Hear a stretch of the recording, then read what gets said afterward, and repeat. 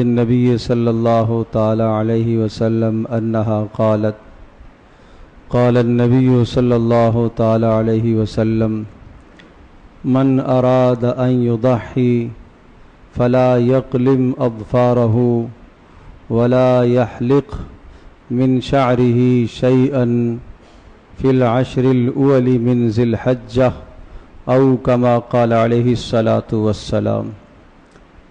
حضرت سلمہ رضی اللہ تعالی عنہ رسول اکرم صلی اللہ تعالی علیہ وسلم کی زوجہ محترمہ وہ نبی پاک صلی اللہ تعالی علیہ وسلم سے حدیث نقل فرماتی ہیں کہ رسول اللہ صلی اللہ تعالی علیہ وسلم نے ارشاد فرمایا، آپ لوگوں میں سے جو شخص قربانی کا ارادہ رکھتا ہو تو وہ ذی الحجہ کا مہینہ شروع ہونے کے بعد اپنے ناخنوں کو اور اپنے بالوں کو نہ کاٹے۔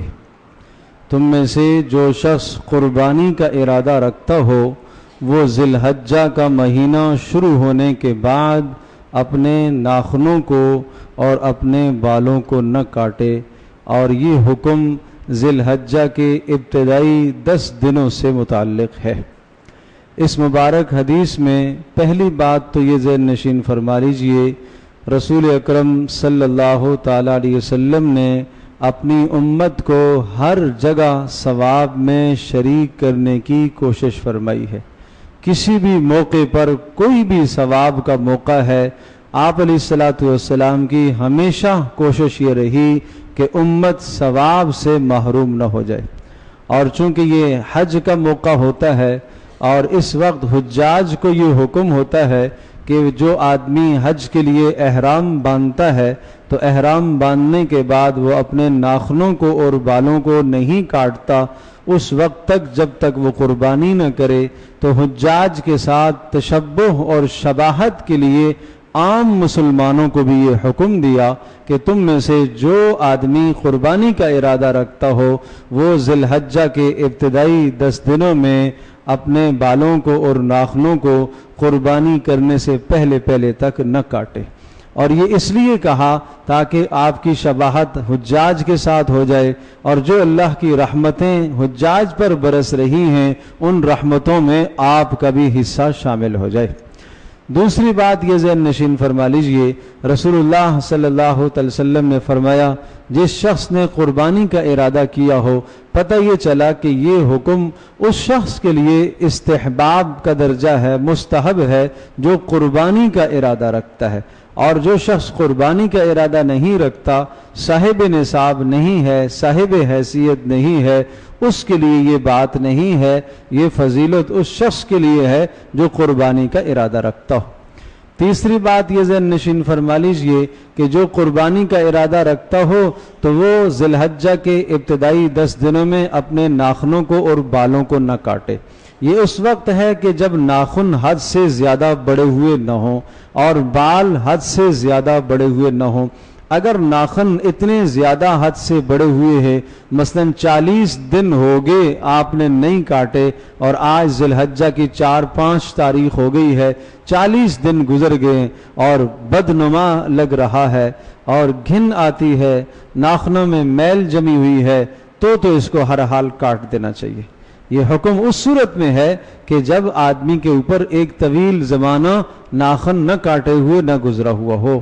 اسی طرح سے جسم سے جو بال صاف کیے جاتے ہیں، سر کے بال بھی آدمی نہ کاٹے، اسی طرح سے جسم سے جو زائد بال آدمی صاف کرتا ہے، زیر ناف، زیر بغل، ان کے لیے بھی یہی حکم ہے، لیکن یہ بھی اسی صورت میں کہ جب ایک مقدار سے زائد نہ ہو۔ اگر زیر ناف اور زیر بغل کو کاٹے ہوئے 40 دنوں سے زیادہ عرصہ گزر چکا ہے تو پھر تو اسے ہر حال کاٹنے چاہیے۔ زیر ناف، زیر بغل کاٹنے کی جو کم از کم مقدار ہے کہ ہر ہفتے میں ان بالوں کو صاف کیا جائے. اور ان بالوں کو صاف کرنے کا حکم جو دیا گیا یہ نظافت اور پاکیزگی کی وجہ سے دیا گیا, اور یہ انبیاء علیہ الصلوۃ والسلام کی سنت بتایا رسول اللہ صلی اللہ علیہ وسلم نے کہ زیر ناف زیر بغل کے بالوں کا صاف کرنا یہ انبیاء علیہ الصلوۃ والسلام کی سنت ہے. لہذا اس صفائی کا اہتمام کیا جائے. ہر ہفتے نہ کر سکیں تو 15 دن کے بعد, نہیں 3 ہفتے کے بعد. آخری درجہ 40 دن کا ہے. اس سے زیادہ اگر کوئی آدمی صاف نہیں کرتا, ناخن نہیں تراشتا, اسی طرح سے زیر ناف زیر بغل صاف نہیں کرتا تو وہ گناہ کبیرے کا مرتکب ہوگا. گناہ کی بات ہے, مکروہ کا ارتکاب ہو رہا ہے, اس لیے اس کا خیال رکھنا چاہیے. بہت سارے لوگ جو قربانیوں کا ارادہ رکھتے ہیں تو جب ذی الحجہ کا مہینہ شروع ہوتا ہے تو جب بات آتی ہے کہ بال ناخن نہ کاٹے جائیں تو وہ داڑھی بھی شیو نہیں کرتے, اور جیسے ہی قربانی ہو گئی اب داڑیاں بھی شیو ہو گئی. بھئی وہ تو ہر حال میں رکھنے کا حکم ہے, وہ تو کاٹنا جائز ہے ہی نہیں ہے, وہ تو ہر حال میں رکھنے کا اسے حکم ہے, اس کا تعلق اس کے ساتھ نہیں ہے. شیو بڑی کیا ہوا جی, وہ جو قربانی کرنی ہے اس لیے میں نے نہیں کاٹی.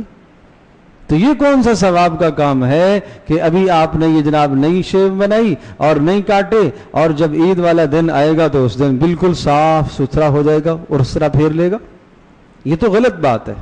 تو اس لیے اس موقع پر رسول اللہ صلی اللہ تعالی علیہ وسلم کی جو منشا ہے اس منشا کو سمجھنے کی کوشش کی جائے کہ حجاج کرام کے ساتھ تشبہ کا حکم ہے, اور وہ بال جن بالوں کے کاٹنے سے آدمی گناہ گار ہوتا ہے, ظاہر ہے داڑھی کے کاٹنے سے گناہ کی بات ہے, رسول اللہ صلی اللہ تعالی علیہ وسلم کی سنت عظمیٰ کے خلاف ہو رہا ہے, اور یقیناً یہ واجب کا درجہ ہے, یہ صرف سنت نہیں ہے.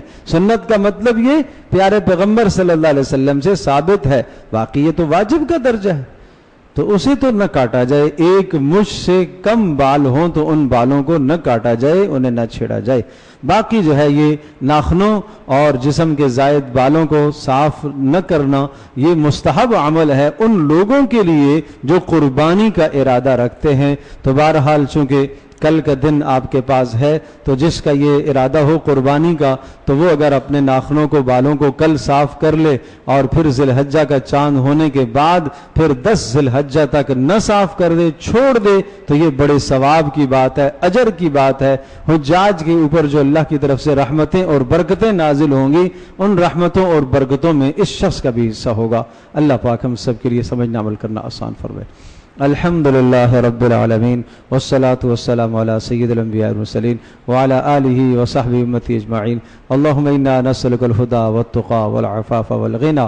اللہم انا نعوذ بک من الفتن ما ظہر منها وما بطن. ربنا لا تجعلنا فتنة للقوم الظالمین ونجنا برحمتک من القوم الکافرین. وصلی اللہ تعالی علی خیر خلق محمد وعلی صحبہ اجمعین.